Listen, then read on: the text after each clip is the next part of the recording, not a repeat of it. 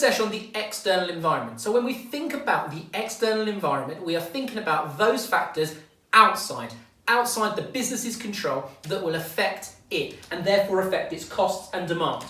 Now, those influences that you've got to be aware of are environmental issues, demographic factors, interest rates, incomes, market conditions, and the one we'll start with, competition.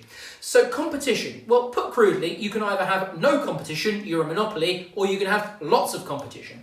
But if you have lots of competition, it likely means you have lots of rivals, so therefore you'll need to do more marketing. More marketing costs. If you have limited competition, in fact you have no competition because you're a pure monopoly, well therefore you don't need to do much marketing because you have no rivals. So that might lead to your marketing reducing.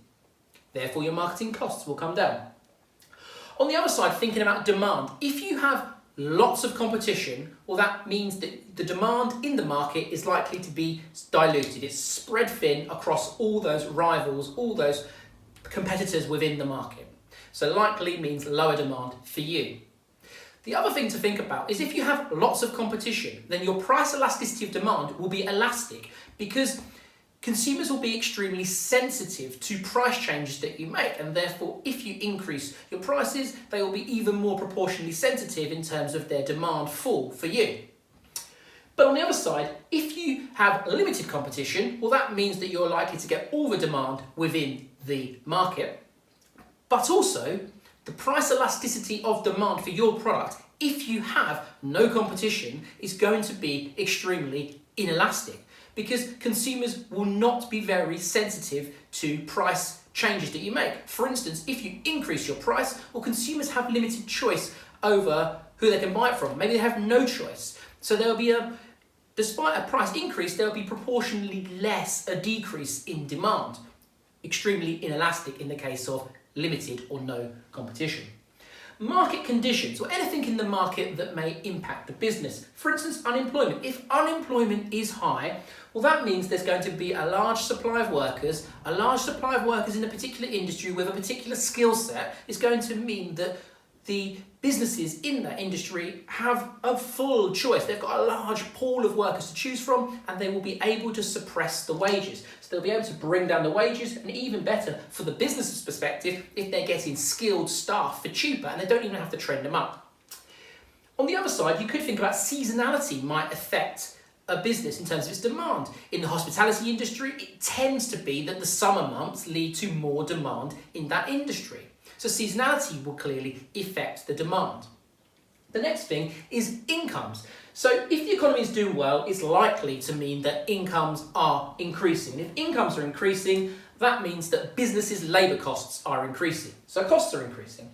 But if incomes are increasing in the economy, that likely means there's going to be more demand, especially for those luxury goods. Those goods where the income elasticity of demand is greater than 1.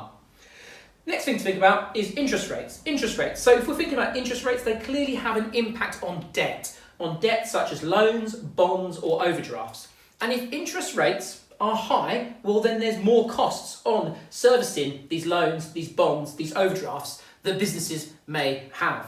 Therefore, interest costs will increase, leading to costs increasing.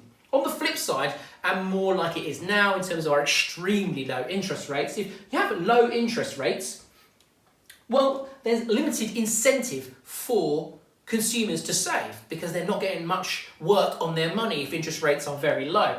And also, it means that it's probably cheaper to take on debt and take on consumer debt. And if consumer debt is cheaper and it's less likely incentive to save, so therefore they're more likely to spend, it might actually lead to higher demand within the business's realm. The next thing to think about is demographic factors. So if you have high immigration, it might lead to a high supply of workers in a particular industry. And if you have that, then it may lead to that same issue as we discussed before, a suppression of wages within that particular industry if there's a big pool of workers to choose from. The next thing to think about is if there's an ageing population, as there clearly is in the UK, well then there's going to be extra demand for certain industries that suit that type of demographic, those ageing humans. The last one is environmental issues. So it might be that the business decides to undertake fair trade as part of their supply chain. more efficacy there, but that might lead to the fact that they need to pay those farmers more, and that leads to higher costs. But on the flip side, undertaking fair trade is seen as more efficacy, more ethical, the right thing to do.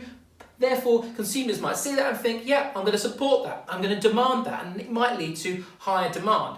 So I hope that helps with the external environment, and the key thing is you need to think about what the influences will be on the costs and on demand. I hope that helps, and I'll see you in the next sesh.